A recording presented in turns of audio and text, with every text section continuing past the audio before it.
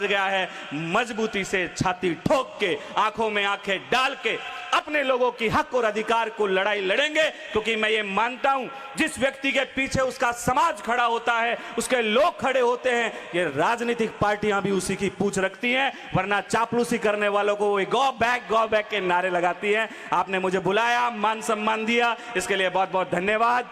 आदरणीय हमारे सम्माननीय ओमदास जी महाराज के चरणों में नमन। क्योंकि ये गुरु की भूमिका में भी यहां लड़ाई आमने सामने की है, लड़ाई मजबूती की है, आपके हक और अधिकार की है। आधे रजिस्ट्रेशन में बावड़े हो गए, आधे जीवने में बावड़े हो गए। लड़ाई लंबी है, मजबूती से लड़नी पड़ेगी। मैं महाराज श्री ओमदास जी के चरणों में कोटि कोटि नमन करता हूं। मैं इनका शिष्य हूं और मुझे बड़ा प्रेम करते हैं और मुझे बड़ा आशीर्वाद रखते हैं। महाराज श्री को मैं बहुत धन्यवाद देता हूं कि मैं नींद से उठा भी नहीं था, सुबह इनका फोन बजा और कहा विनोद, शिक्षक संघ का कार्यक्रम है, आपको आना है। मैं भी लाइलाइट था कार्यक्रम में। क्यों? क्योंकि ये शिक्षक वो लोग हैं जो इस समाज की दिशा और दशा तय करते हैं, जो पोलियो ड्रॉप तो पिलाते हैं, लेकिन मुझे पता है अगर इनकी बात इनके असूलों की आए तो ये सत्ता पलटने की भी ताकत रखते हैं। अगर सरकार इनको केवल जनगणना के लिए समझती है और पोलियो ड्रॉप पिलाने के लिए समझती है तो मुझे लगता नहीं, लेकिन अगर थोड़ी सी हमारे अंदर अनुशासन होगा और एकता होगी और ये पांडाल भरा होगा तो आप अपनी लड़ाई को जीत लेंगे। सम्मानित मंच पर विराजमान समाज के सभी बुद्धिजीवी वर्ग के लोग, हमारे राजनीतिक दलों के लोग, सत्ता पक्ष के लोग, तमाम शिक्षक संघ के अध्यक्ष जी और हमारे तमाम पदाधिकारीगण, सबका बहुत अभिनंदन, स्वागत। और बाड़मेर से, जैसलमेर से, गंगानगर, भरतपुर, करौली, धौलपुर से पधारे आप तमाम, राजस्थान के कोने कोने से पधारे इस जागरूक कौम को मेरा सत सत नमन और वंदन। मैं सबसे छोटी सी उम्र का हूं, इस मंच पे बैठा हूं, पर मैं बड़ी देर से विचार कर रहा था मेरा नंबर कब आए, कब मैं बोलूं कि हम सबको इकट्ठा होना पड़ेगा, हमें लड़ना पड़ेगा, हमें एकजुट होना पड़ेगा। यह शिक्षक वर्ग वो कौम है जो एक पौधा तैयार करता है, भविष्य का निर्माण करता है। ये खिलाड़ी भी तैयार करता है तो अधिकारी तैयार करता है तो नेता भी तैयार करता है। क्योंकि वोट इनकी उंगलियों पे होते हैं। अगर इनसे कोई उलझेगा तो मुझे लगता नहीं वो चलेगा। तो शिक्षकों से उलझना आम बात नहीं है। पर बाबा साहब का एक नारा लिखा हुआ है, शिक्षित बनो, संगठित रहो और संघर्ष करो। शायद हम इसको भूल गए हैं। आपको इसके जो सारे नारे के अर्थ हैं उनको सजोना पड़ेगा और जीना पड़ेगा। क्योंकि इतना अच्छा कार्यक्रम, इतना भव्य कार्यक्रम, लेकिन जब मंच के सामने देख रहे हैं कि बस कुर्सियों के सामने भाषण दे रहे हैं तो पीड़ा हो रही है। क्यों पीड़ा हो रही है? कि 2 दिन से एक बस रवाना हुई बाड़मेर से और सुबह यहां पहुंची। उनके मन में क्षमता थी कि कुछ बदलाव आएगा, कुछ नवाचार होगा। सरकार को हम लोग हमारी बात मनवाने के लिए एकजुट होके पूरी ताकत से, एक स्वर में, एक मंच से बोलेंगे कि हमें न्याय चाहिए, हमारे साथ न्याय होना चाहिए। लेकिन रजिस्ट्रेशन से न्याय नहीं होते हैं, मांग पत्र से न्याय नहीं होते हैं। सत्ता को चुनौती देनी पड़ती है अपनी बात मनवाने के लिए। क्यों? अंबेडकर इसलिए थे, उन्होंने सत्ता को चुनौती दी, संघर्ष को चुना, इसलिए अंबेडकर हैं। उस दौर में अगर हम सत्ता के सामने नतमस्तक हो जाते तो मुझे लगता नहीं अंबेडकर को आज हम लोग पूज रहे होते। तो उसके लिए एकजुट होना बहुत जरूरी है। मेरा नाम विनोद जाखड़ है।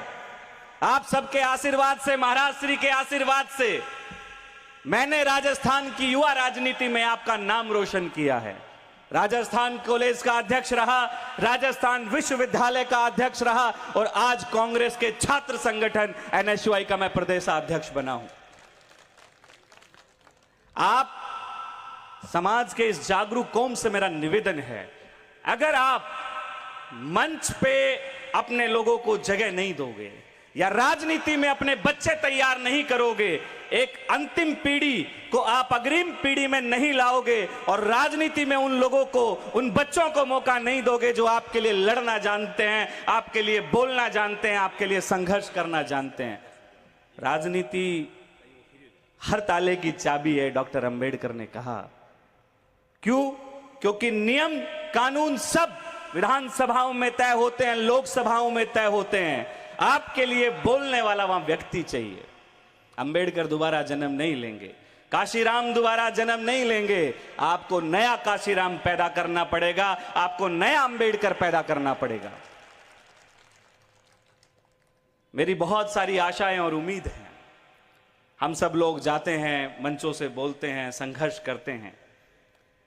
आप सब लोग हम लोगों को नेता बना सकते हो, आगे बढ़ा सकते हो, क्योंकि मास्टर जो कौम है उसकी एक अलग पहचान है। मैं इसको कौम इसलिए कह रहा हूं क्योंकि आप संगठित हो, यूनाइट हो, ताकतवर हो, वैचारिक रूप से आप मजबूत हो। और मैं सही मायने में अगर समझूं तो बाबा साहब अंबेडकर के विचारों को अगर जिंदा करने का काम किसी ने किया है तो आपने किया है। देश के अंदर कितने बड़े आंदोलन चले हों, चाहे वो 2 अप्रैल का आंदोलन हो, चाहे वो कोई आरक्षण के समर्थन में आंदोलन हो, चाहे बाबा साहब अंबेडकर के विचारों को जिंदा रखने का आंदोलन हो, पर्दे के पीछे अगर किसी ने खड़े रहकर काम करने का काम किया है तो वो आप लोग हो। आज आप लोगों की जिम्मेदारी है एक सुनहरे भविष्य को तैयार करने की, अच्छे लोगों को राजनीति में, अच्छे लोगों को सत्ता में लाने की। आप लोगों को जरूरत है नई पीढ़ी को तैयार करने की। मेरे को एक पीड़ा हुई, मैं शिक्षक संघ के लोगों से निवेदन करूंगा कि मेरी माताएं बैठी हैं, ये इंतजार कर रही हैं कि वो महिला जिसने जिल्लत सही जीवन भर इस समाज को शिक्षित बनाने के लिए, उसकी तस्वीर कहां है, वो सावित्री कहां है, वो मेरी मां सावित्री कहां है। तो मैं निवेदन करूंगा कि आपके इसमें एक अमेंडमेंट किया जाए कि मां सावित्री फुले को भी आप जो है आपके मंच पे जगह देंगे। मेरा आपसे निवेदन है। क्यों? क्योंकि जयंतियां मनाने से नहीं, उनके विचारों को आप मंच पे लाएंगे। क्योंकि हम लोग जाते हैं तो बाकी लोग कह देते हैं वो तो ओबीसी की महिला थी, इसलिए हो सकता है आप जगह नहीं देते। तो मेरा निवेदन है कि आप सावित्री बाई को आप जगह दें, क्योंकि इस जो नारी हमारे सामने आज जो पढ़ लिख रही है, जो बोल रही है, जो सम्मान से अपना जीवन जी रही है, हक अधिकार से वो खड़ी है, सम्मान से खड़ी है, तो कहीं ना कहीं उसकी जो नींव है, जो पहली ईंट है, वो सावित्री बाई फुले की लगाई हुई है, वो हमारे ज्योतिबा फुले साहब की लगाई हुई है, क्योंकि बाबा साहब अंबेडकर भी उनको अपना गुरु मानते थे। मैं हमेशा आप लोगों के साथ हूं। ये राजनीतिक मंच नहीं है, ये एक ऐसा मंच है जिसको मुझे तो बहुत समय लगेगा समझने के लिए, लेकिन फिर भी ये आगाज करूंगा कि कहीं पे भी आपको अपने बेटे की आवश्यकता हो, वैसे तो हम लोग सड़कों पे संघर्ष करते रहते हैं, हमारे लोगों को जागरूक करते रहते हैं, और हम लोग हमेशा यही आप लोगों से अपेक्षाएं रखते हैं कि आप सब लोगों को आगे आना पड़ेगा, इकट्ठा होना पड़ेगा। क्योंकि आज जिस तरीके से इस देश में जो चल रहा है संविधान के खिलाफ, उसको भी आपको समझना पड़ेगा। थोड़ा सा स्वार्थ से उठना, थोड़ा सा हमें ऊपर उठना पड़ेगा, और संविधान को बचाने के लिए हम सबको इकट्ठा होना पड़ेगा। एक पंक्ति याद आई संविधान बचाने के लिए, पर्ची आए उससे पहले बोलता हूं। कितने नादान हैं वो शहर के जुगनू, कितने नादान है वो शहर के जुगनू, जो मिलकर कहते हैं हम सूरज नहीं निकलने देंगे। तो मैं उन जुगनुओं से कहना चाहूंगा कि दौर हमेशा हवाओं का कायम रहता है, आंधियां तो कुछ देर में थम जाती है। तो ये बाबा साहब अंबेडकर के विचार हैं, आप जितनी ताकत लगा सकते हो लगा लो, उनको तोड़ नहीं पाओगे, क्योंकि ये उनका जागरूक समाज आज पढ़ना लिखना और बोलना समझ गया है। मजबूती से छाती ठोक के, आंखों में आंखें डाल के अपने लोगों की हक और अधिकार को लड़ाई लड़ेंगे, क्योंकि मैं ये मानता हूं जिस व्यक्ति के पीछे उसका समाज खड़ा होता है, उसके लोग खड़े होते हैं, ये राजनीतिक पार्टियां भी उसी की पूछ रखती हैं, वरना चापलूसी करने वालों को वो गो बैक के नारे लगाती हैं। आपने मुझे बुलाया, मान सम्मान दिया, इसके लिए बहुत बहुत धन्यवाद। आदरणीय हमारे सम्माननीय ओमदास जी महाराज के चरणों में नमन, क्योंकि ये गुरु की भूमिका में भी हैं और मुझे हमेशा छोटे भाई की तरह स्नेह रखते हैं, और आपने मुझे बोलने का दिया मौका, उसके लिए बहुत बहुत धन्यवाद। जय भीम, जय भीम, बहुत बहुत धन्यवाद, नमस्कार। बहुत बहुत धन्यवाद आदरणीय विनोद जी जाखड़ आपने संगठन के विचारों को मंच पे रखा। आगे